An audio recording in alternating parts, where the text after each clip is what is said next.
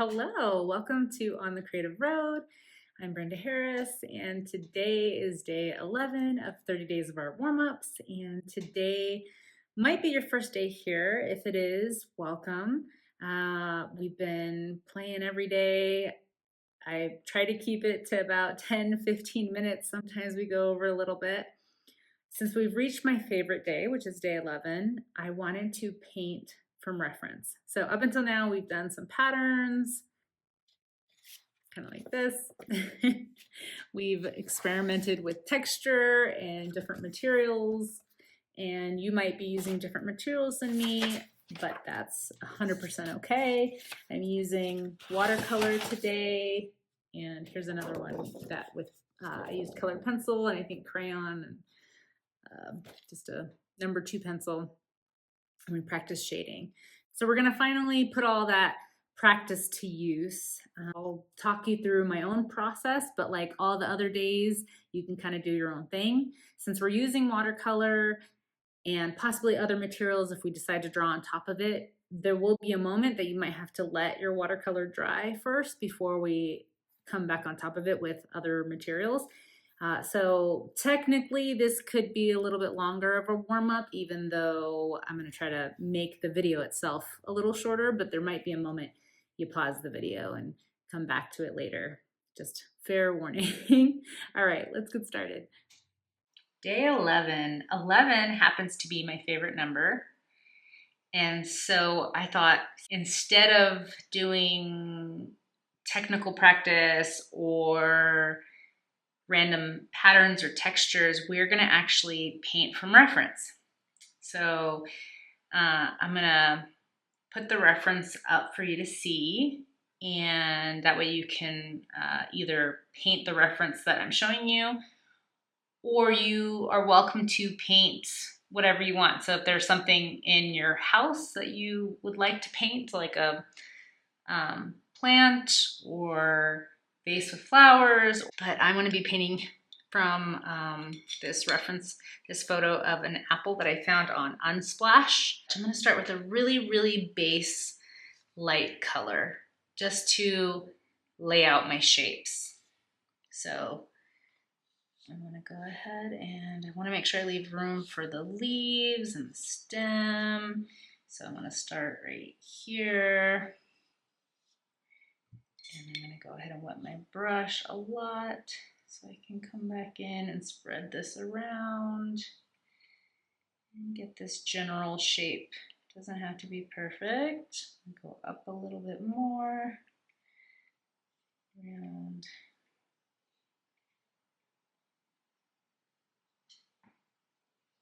come down a little bit more. Yeah, I like that. And so while it's wet, I'm going to come in with a few colors. I'm going to come in with a little bit of this really kind of like a bright blue color here. And I'm going to put that here, and I'm going to put some right here.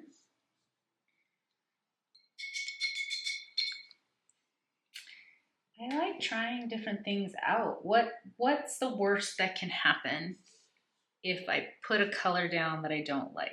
I have this pink that I'm going to pop in here around that blue that I just put in. What's the worst that can happen? I don't like what happens. I don't like my experiment, and then I can just try again with a different color, with a different technique. I really want to embrace what watercolor can do, and that's why I'm letting it spread, and I'm filling this up with water, and I'm not worrying about where it's going to bleed and where it's going to flow, because I am embracing that texture. I want it to have all that texture in it. The reference is there not to freak us out, not to dictate what we're doing. The reference is there solely as a little bit of guidance. I always say it's like a map. It's like if you looked up directions and you're like looking at the streets and thinking, okay, how do I get to this place that I'm going? What streets could I or should I take? But if you look closely, there's maybe several ways you could go, right? So the references are mapped, but we don't have to follow it to a T. We could take a little off ramp, or we can take a little side road or the scenic route, or go on a different adventure than the direct route, right? And so it doesn't always have to be. Sometimes my goal is to really get a photorealistic image of what I'm painting. And sometimes it's just to have fun and practice and see what happens. I really wanted a very, very wet circle here. It's not a perfect circle, but a shape. So that way all the colors could kind of pool and do funky things. And this is going to be the leaf. I want it to do that. I want it to have some blooming and have some wonky shaping to it. I want it to dry awkwardly on purpose because I want to embrace that texture of it. Color into this already wet. And it's gonna bleed and dry again, kind of funky. Okay, so I'm gonna let this, well, actually I can put the stem in. What color do I want that stem? I'm gonna start with blue. All I'm thinking about is the base. This is not a finished image. I know it's not a finished image. This is first layer, base layer. And since I know that, I'm just thinking about what color I can use for all the base shapes, knowing that I'm going to be coming in and adding so much more. So I'm going to hold off. I'm going to let this dry. So I did let it dry a little bit because now I can come on top with finer details, and it helps when it's dry. If it wasn't dry, then it would just bleed into it. So I have to let it dry. You can use a blow dryer too to get it dry, and I'm not using fancy watercolor paper. It is that craft paper that has a lot of grit to it. Why? Because this is just fun play. I'm not too worried about how it turns out. I'm just playing around. The paper I do like to use normally when I'm doing something more serious is the Stonehenge Aqua Hot Press. I really like it a lot. It's a heavier weight, 140 pounds. Acid-free, 100% cotton. I also like watercolor cold press paper. It has a little more texture to it. This one is, like I said, a cheaper watercolor paper, so it has a lot of texture on it. But it's fun to play with. It's the paper I use the most with my kids.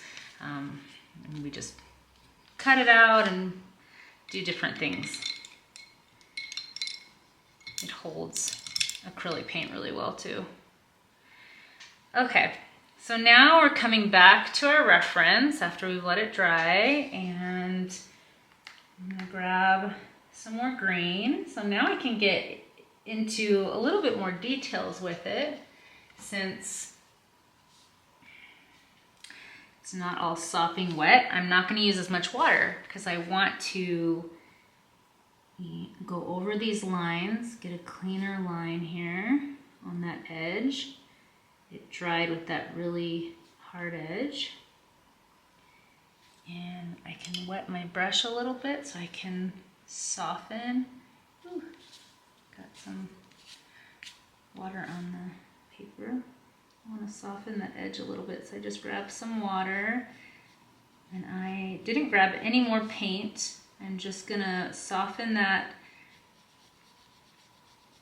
line that I already put down with some clear water. I didn't add any more pigment. So see, I softened that little harsh line I did, and I'm going to do it again so you can see. Look back at my reference to see where I want this line. So I think I'm not going to do it everywhere because I like when there's like different lines happening, but I do want to smooth out this bottom. Okay, and I might do a red, like a pink color for this edge come in here. And again, I'm just gonna grab some clear water, hopefully not too much so it doesn't drip like it did a second ago. And I'm gonna come around and soften so I can blend that into my picture so it's not such a harsh line. And there are, if you look closely at the reference, there is some kind of little texture on the apples. So I'm gonna go ahead and add that in.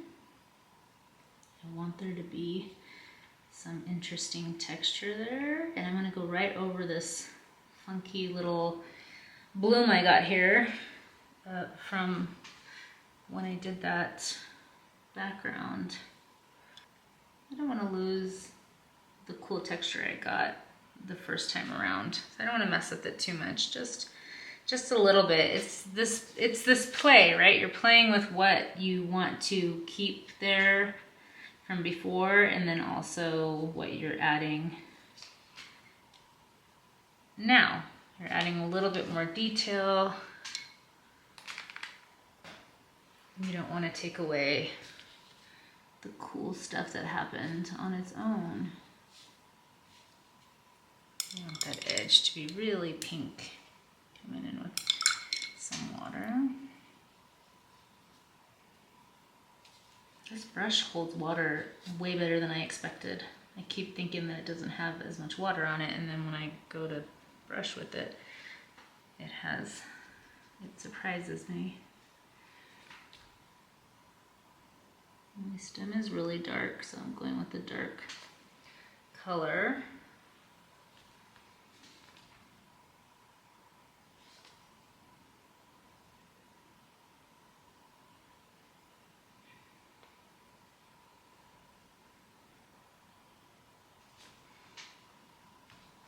And grab a little bit more.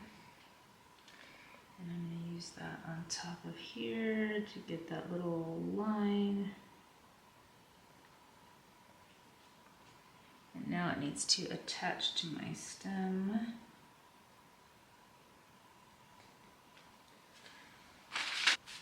It's attaching in a different location than it is on the reference, but that's okay. It doesn't have to be exact. It's a balance of me looking at the reference and me deciding what I want my drawing or painting to be. It does not have to be the same. I'm gonna put a few lines here.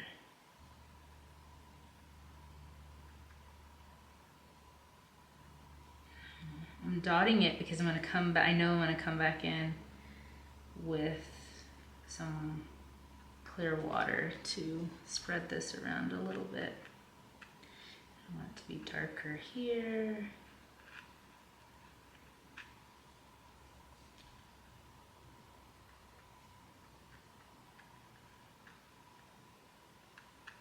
This is where that really bright highlight is.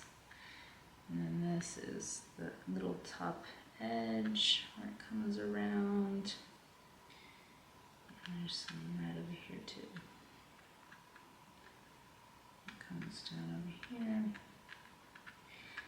This is definitely a get brave moment. Sometimes when you're working on pictures, you think to yourself, but I don't want to mess it up. But we're just playing here. We're just not taking this seriously, right? We're just blending and doing all the things that we've been doing all the other days. We're not trying to get overly precious with this. We're just creating texture just like we've done so far. And it's just a matter of placement, where we're placing the texture and where we're placing our color. So it's still a playful game. It's just a little more intentional than before. So I haven't gotten any more color. I'm just using the color that has rubbed off on my brush to move it around a little bit, shuffle it around a little bit. I want to add some red to this other side. If I were to get more pigment, then it would be too dark and suddenly it would take over. And put some of that little bit of red that is coming off on my brush over here, back here. Nice. Blend this in a little bit just by wetting it. I didn't add any paint, I just added water so I could soften that edge right there.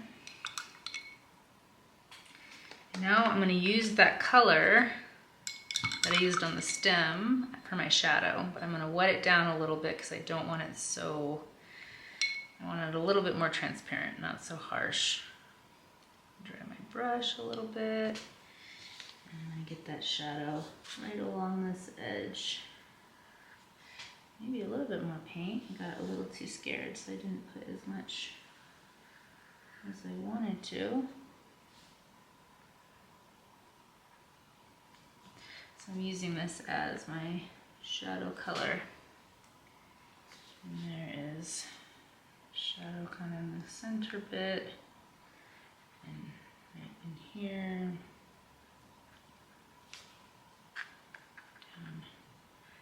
Center and in here. I want to be careful because I already have that line in there and I don't want to mess with it too much.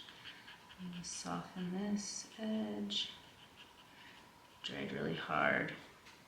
Need a little bit more to get that shadow. Alright, so I'm going to grab some water, some just clear water, and come in here so I can soften this shadow up down here.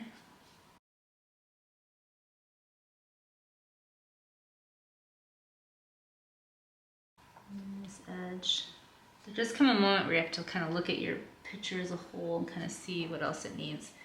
And I see that I need a little bit of a darker edge here.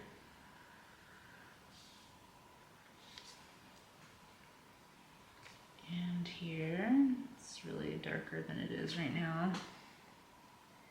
And up here.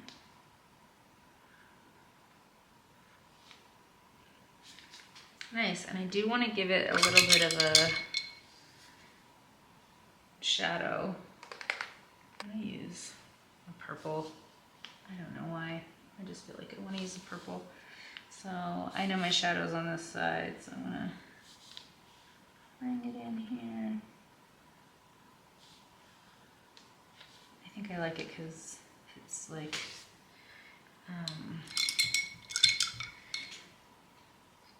it's a warm color compared to that, not a warm color, it's like the opposite color of that green. Cool, I'm gonna let that dry like that. Maybe soften this a little bit. Ooh, got into that green, it's okay. I could try to soak up that purple that got in there. Just let it dry like that. So if I really wanted to, if that really makes me mad, I can come in again with that little dark green right there. And yeah, let's let it dry. All right, so now that this has dried slightly, I'm gonna come in with some pencil. See what color I have.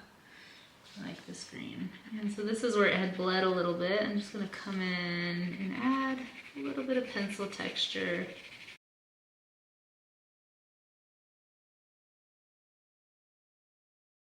I love mixing media, personally. Some of you might think, no, maybe that's not your thing. And that's up to you. You get to decide if you're like, no, I'm fine. I like mine how it is. I always give options in my painting classes. I say, if you're wanting to try this out, is usually what I say, or, you know, here's something to think about if you want to try this out. But I always give that warning of, like, you know, it's your painting. You get to decide how it looks at the end of the day. I kind of like those squiggles in there. And just this is a brighter green now, to get a little bit more brighter green back in here. Some green back there. Things fine up there. And I really wanted this blue. I would love for this to be slightly darker down here.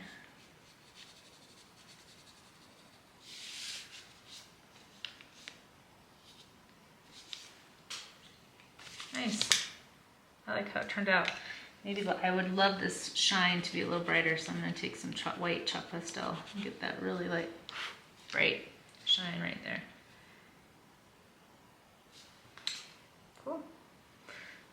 All right, calling it good. So that was a fun little still life apple play. See you tomorrow.